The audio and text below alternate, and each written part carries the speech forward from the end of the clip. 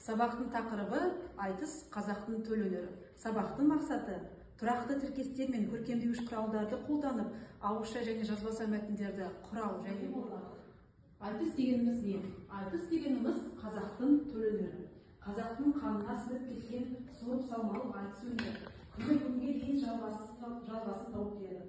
Ол ауыз әдебиетінде қалыптасқан ерекше жанрлардың бірі. Оның ерекшелігі сонда, айтыскерлер өлең шумақтарын аяқ астынан тосынан ойлап табады. Осындай өнерге тәнті болған жұрт айтыскерлерге қол шапалақтап, қолдау көрсетіп, шабыт беріп отырады. Біз қазір айтыс туралы кішігірім видеоны тамашалайық, одан кейін тапсырмаларды орындаймыз.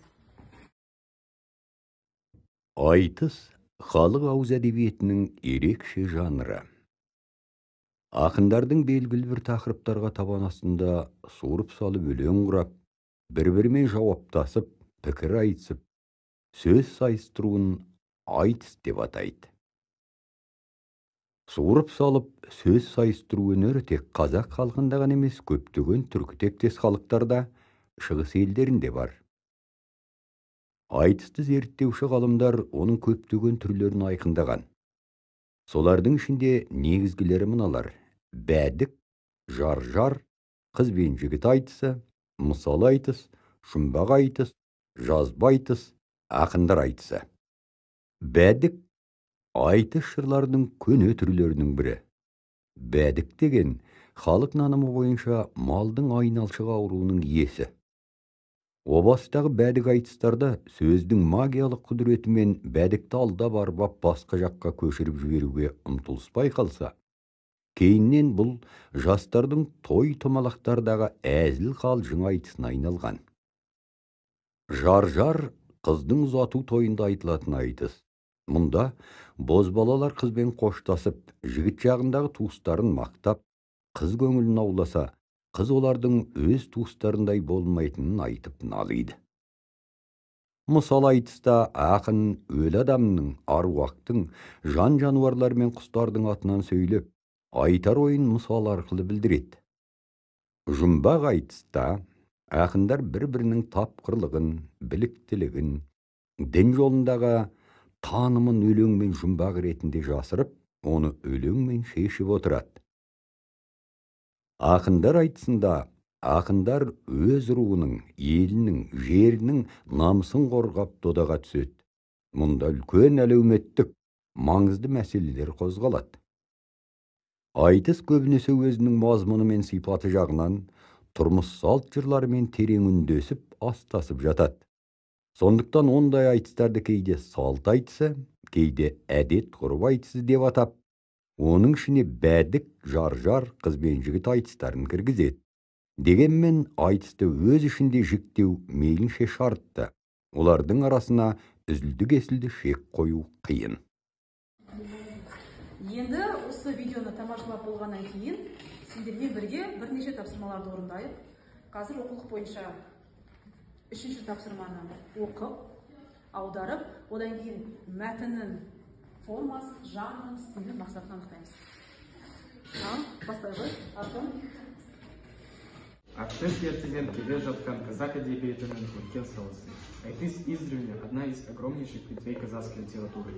Дұрыс, келесі Андрей оқиды. Айтыс көркем сөзбен жарысу дегенді білдіретін поэзияның күрделі жанры. Айтыс — это сложный жанр, означающий соревнование художественного слова. Дұрыс, тамаша. Лиза оқиды. Айтыстың негізгі ерекшелігі болған оқиға шындық өткір тілмен айтылады. Главная особенность айтыса в том, что правда сказана острым языком. Өте дұрыс, Евелина. Айтыс нағыз ақындық өнер, сырып салма өнер. Айтыс — настоящее поэтическое искусство, искусство красноречия. Дұрыс. Айтыс адамды әдемі сөйлеге, шешендікке, тапқырлыққа үйретеді. Айтыс учит красноречию, остроумию и красивой речи. Айтысқа шынайы ақындар ғана барады.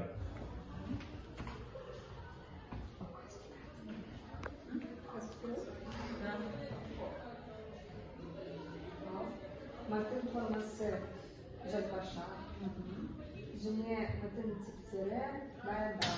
Жақсы. Мәтіннің жанрын талдаймыз қалып. Қайсыға жатады мәтіннің жанры? Мәтіннің жанры мақала. Дұрыс айтады. Бұл мақаладан берілген үзінді мәтін. Дұрыс, отыра ғой. Келесі, мәтіннің мақсаты қандай? Кім айтады? Мәтіннің мақсаты Евелин айтады. Бұл мәтін не үшін жазылған екен? Мәтіннің мақсаты қандай? Мәтіннің мақсаты ақпарат беру. Дұрыс айтады. Мәтіннің мақсаты ақпарат беру.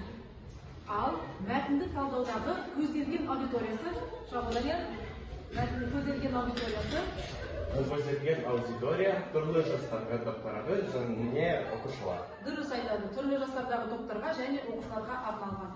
Бұл мәтінді талдаудағы көзделген аудиториясы. Келесі, мәтінді талдаудағы мазмұны. Балалар, бұл жерде біз мазмұнына жоспар құрайық. Мәтінді оқыдық, талдадық, енді мазмұнына сай жоспар құрамыз. Жоспарды бізге Даша қылып береді. Келем отырған. Біз қазір жоспарды жазамыз. Мәтін мазмұнына сай біз қазір жоспар құраймыз. Жаза ғой. Жоспар.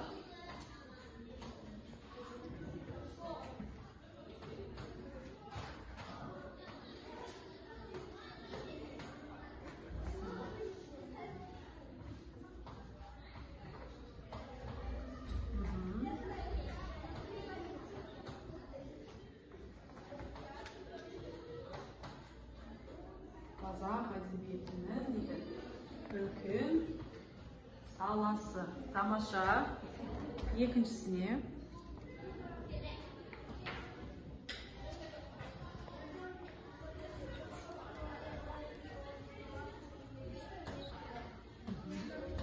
Даша жазып оқығанбыз.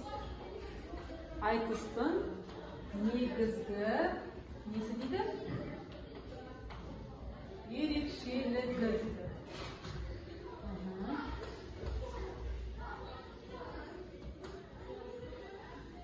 Нағыз.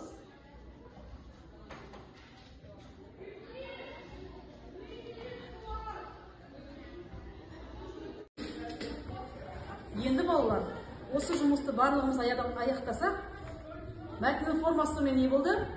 Ауызша ма, жазбаша ма? Мәтіннің жанры?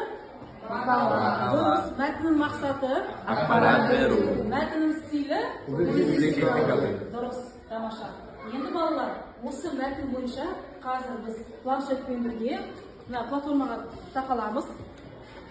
Ялыңыз QR-кодты сканерлеп, менің сіздерге дайындаған айтыс сөйлеріне сай, айтыс сөйлері жайындағы тестті орындап шығай, маған жауабы бірден келіп отырады. Ал, мақтабар, сканерлейміз.